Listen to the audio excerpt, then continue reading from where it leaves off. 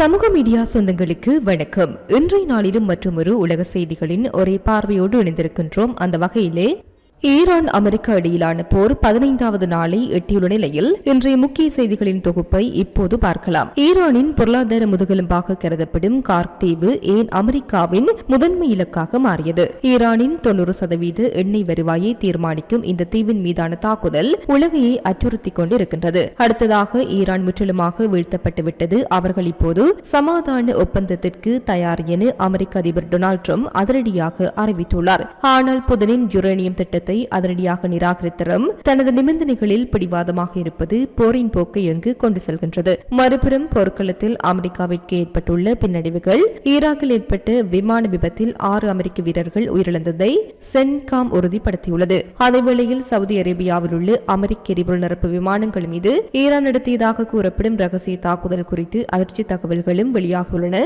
இஸ்ரேலை பொறுத்தவரை ஈரானின் ஏவுகணைகளை நடுவானிலேயே சிதறடிக்கும் 5 அடுக்கு பாதுகாப்பு கவசம் ஒரு கண்ணுக்கு தெரியாத சுவராக நின்று காக்கிறது. விண்வெளியிலேயே இலக்குகளை அளிக்கும் ஆரோ 3 முதல் அயன்டோம் வரை இஸ்ரேலின் பாதுகாப்பு வியூகம் எப்படி செயல்படுகின்றது? இறுதியாக இந்த மோதல்களால் உலக சந்தையில் கச்சா எண்ணெய் விலை பீப்பாய்க்கு $100 நெருங்கியுள்ளது. இது உங்கள் சமையல் அறைகளையும் வாகன செலவுகளையும் எப்படி பாதிக்கப் போகின்றது? விரிவான செய்திகள் இதோ.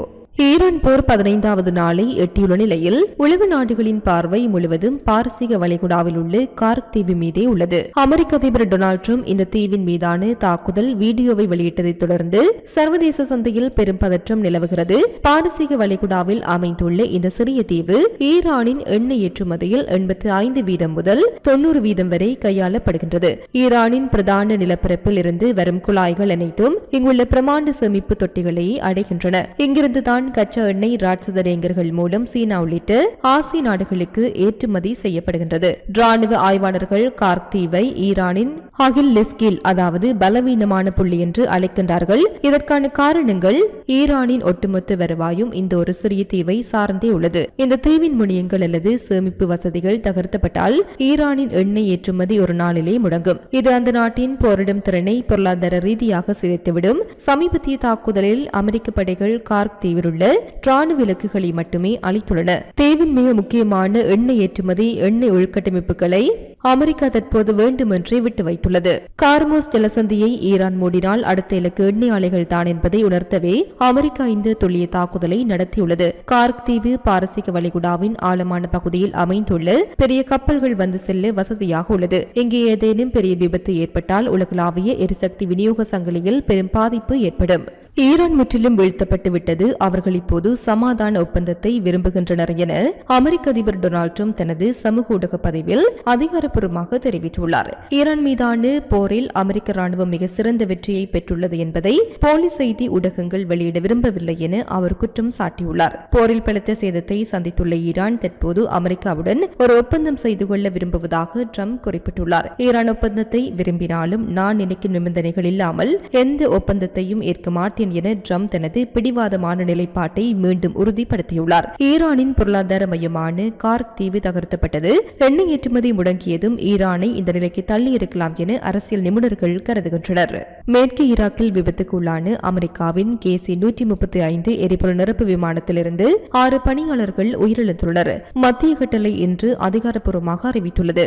முன்னதாக 4 பேர் உயிரிழந்ததாக கூறப்பட்ட நிலையில் தற்போது மீட்பு பணிகளில் அனைவரும் உயிரிழந்தது உறுதி செய்யப்பட்டுள்ளது. ஈரானுக்கு எதிரான அமெரிக்காவின் ராணுவ நடவடிக்கைகளுக்கு ஆதரவாக எரிபொருள் நிரப்பு பணியில் ஈடுபட்டிருந்த போது இந்த விபத்து நிகழ்ந்துள்ளது. இந்த ஆபத்தான பணியில் 2 KC-135 டேங்கர் விமானங்கள் ஈடுபடுத்தப்பட்டன. அதில் ஒன்று விபத்துக்குள்ளான நிலையில் 2வது விமானம் பாதுகாப்பாக தரையிறங்கியது. இந்த விபத்து எதிரிகளின் சொந்த தாக்குதலோ அல்லது தவறுதலான நாட்டு தாக்குதலோ நடக்கவில்லை என்று அதிகாரிகள் தெளிவுபடுத்தியுள்ளனர். நட்பு வான்வெளியில் பறந்த போதே இந்த விபத்து நிகழ்ந்துள்ளது. ஈரானுடனான போர் தீவிரமடைந்து வரும் நிலையில் வான்வெளி எரிபொருள் நிரப்பு விமானங்கள் அமெரிக்க படைகளுக்கு மிக முக்கியமானவை. இத்தகைய நவீன விமானம் மற்றும் அனுபவம் வாய்ந்த 6 பணியாளர்களின் இழப்பு அமெரிக்க ராணுவத்திற்கு பின்னடைவாக பார்க்கப்படுகின்றது. விபத்துக்கான உண்மையான காரணம் என்ன, தொழில்நுட்ப கோளாறா அல்லது மோசமான வானிலையா என்பது குறித்து உயர்மட்ட ராணுவ விசாரணைக்கு உத்தரவிடப்பட்டுள்ளது. உயிரிழந்த வீரர்களின் குடும்பத்தினருக்கு தகவல் தெரிவிக்கப்படுவதால் அவர்களின் விவரங்கள் ரகசியமாக வைக்கப்பட்டுள்ளன.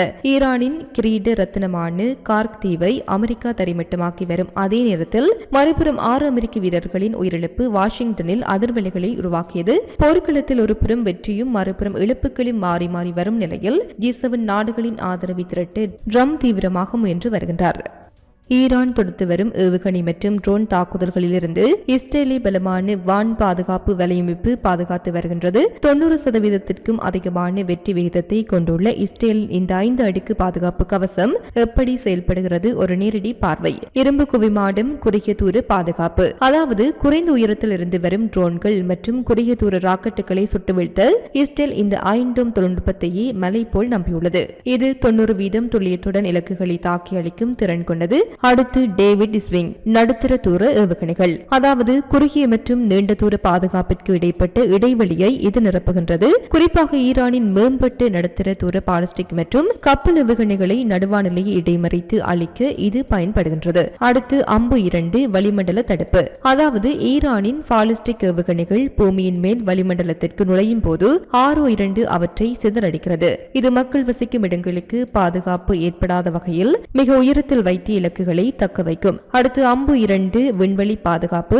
இது இஸ்ரேலின் மிக உயர்ந்த பாதுகாப்பு அடுக்கு ஆகும். பூமியின் வளிமண்டலத்திற்கு வெளியே, அதாவது விண்வெளியிலேயே ஈரான் ஏவுகணைகளை இடைமறிக்கும் வல்லமை கொண்டது. சமீபத்திய தாக்குதல்களில் ஈரானின் அதிவேக ஹைப்பர்சோனிக் ஏவுகணைகள் வெற்றிகரமாக தடுக்கப்பட்டுள்ளன. அடுத்து சர்வதேச கூட்டணி, அமெரிக்காவின் பலம், அதாவது இஸ்ரேலின் சொந்த தயாரிப்புகள் ஒருபுறம் இருந்தாலும் அமெரிக்க கடற்படையின் ஏஜிஸ் போர் அமைப்புகள் மற்றும் நவீன போர் விமானங்கள் இஸ்ரேலுக்கு பக்கபலமாக உள்ளன. ஈரானிய ஏவுகணைகளை முன்கூட்டியே கண்டறிந்து சுட்டு வீழ்த்துவதில் அமெரிக்கா மற்றும் அதன் கூட்டணி நாடுகள் முக்கிய பங்கு வகிக்கின்றன. ஈரானுடனான போர் தீவிரமடைந்து வரும் நிலையில் சவுதி அரேபியாவில் உள்ள ஒரு விமான தளத்தில் நிறுத்தப்பட்டிருந்த அமெரிக்காவின் 5 எரிபொருள் நிரப்பு விமானங்கள் ஈரான் நடத்திய தாக்குதலில் சேதமடைந்துள்ளது என WSJ செய்தி வெளியிட்டுள்ளது. பெயர் குறிப்பிட விரும்பாது அமெரிக்க அதிகாரிகளை மேற்கோள் காட்டி வெளியாகியுள்ள இந்த செய்தியின் முக்கிய அம்சங்கள் இதோ. இந்த விமானங்கள் வானில் பறந்து கொண்டிருந்த போது அல்லாமல் சவுதியில் தளத்தில் தரையில் இலக்கு வைக்கப்பட்டுள்ளன. இது ஈரானிய ஏவுகணைகள் அல்லது ட்ரோன்கள் மூலம் நடத்தப்பட்டு தாக்குதலாக இருக்கலாம் என கூறப்படுகின்றது. இருப்பினும் இந்த தகவல் குறித்து கருத்து தெரிவிக்க அமெரிக்க மத்திய கட்டளை இதுவரை மறுத்துவிட்டது. ஈராக்கில் ஒரு KC-135 விமானம் விபத்துக்கு உள்ளாகி 6 வீரர்கள் பலியானதை தொடர்ந்து தற்போது மேலும் 5 விமானங்கள் சேதமடைந்துள்ளதாக வெளியாகும் தகவல்கள் அமெரிக்க ராணுவத்தின் வாழ்வழி திறன் கேள்விக்குறியாக்கப்பட்டுள்ளன. ஈரானுடனான போர் தீவிரமடைந்து வரும் நிலையில் ஈரானின் யுரேனியம் கையிருப்பை ரஷ்யாவிற்கு மாற்ற வேண்டும் என்று ரஷ்ய அதிபர் விளாடிமிர் புதினின் சமரச திட்டத்தை அமெரிக்க அதிபர் டொனால்ட் ட்ரம்ப் அதிரடியாக நிராகரித்துள்ளார். ஈரானின் அணுசக்தி திட்டங்கள் தொடர்பான உலக நாடுகளின் கவலையை குறைக்கும் நோக்கில் ஈரானிடமுள்ள யுரேனியம் முழுவதையும் ரஷ்யாவின் பாதுகாப்பு வலயத்திற்குள் மாற்றி வைப்பதே புதினின் முன்மொழிவு என ஆக்சியோஸ் செய்தி வெளியிட்டுள்ளது. போரை தணிக்க ரஷ்யா மேற்கொண்ட ஒரு ராஜதந்திர முயற்சியாக இது பார்க்கப்பட்டது. இந்த திட்டத்தை நிராகரித்ததன் மூலம் ட்ரம்ப் பின்வரும் செய்திகளை உலகிற்கு உணர்த்தியுள்ளார். ஈரான் மீதான அவநம்பிக்கை, அதாவது யுரேனியத்தை ரஷ்யாவிற்கு மாற்றுவது நிரந்தர தீர்வாகாது என்றும் ஈரான் மீண்டும் அணுசக்தி உற்பத்தியில் ஈடுபடுவதை இது தடுக்காது என்றும் அமெரிக்கா கருதுகின்றது. ஈரானின் அணுசக்தி உள்கட்டமைப்புகளை முழுமையாக முடக்குவதே அமெரிக்காவின் நோக்கம் என்பதை இந்த நிராகரிப்பு தெளிவுபடுத்துகின்றது.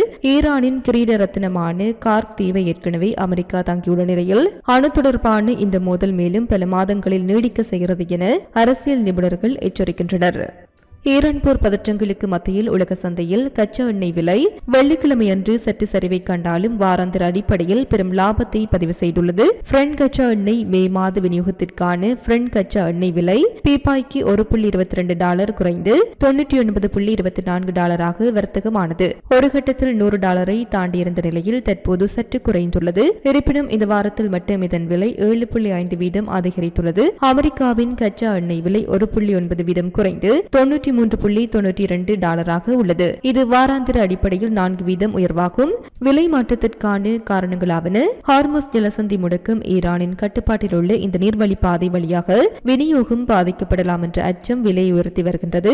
ஈரானின் முக்கிய எண்ணெய் ஏற்றுமதி மையமான கார்க் தீவு அமெரிக்கா நடத்திய தாக்குதல் வரும் நாட்களில் விநியோக தடை என முதலீட்டாளர்கள் கருதுகின்றனர். கடந்த சில நாட்களாக விலை கிடுகிடுவென உயர்ந்த நிலையில் இன்று லாப நோக்கோடு முதலீட்டாளர்கள் பங்குகளை விற்றதால் விலை சற்று குறைந்துள்ளது. இது சமீபத்தில் வெளியாகும் செய்திகளின் தொகுப்பாகவே காணப்படுகின்றன. தொடர்ந்து செய்திகளுடன் இணைந்திருங்கள். ஈரான், இஸ்ரேல், அமெரிக்கா போர் தொடர்பான செய்திகளை உடனுக்குடன் அறிந்து கொள்ள சமூக மீடியாவோடு இணைந்திருங்கள். இது போன்ற பல செய்திகளை தெரிந்து கொள்ள நம்முடைய சமூக மீடியா யூடியூப் சேனலை சப்ஸ்கிரைப் செய்து அருகிலுள்ள பெல் பட்டனை கிளிக் செய்யுங்கள். மேலும் செய்திகளை உடனுக்குடன் தெரிந்து கொள்ள சமூகமீடியா.com என்ற இணையதளத்தின் வாயிலாக எங்களுடன் இணைந்திருங்கள்.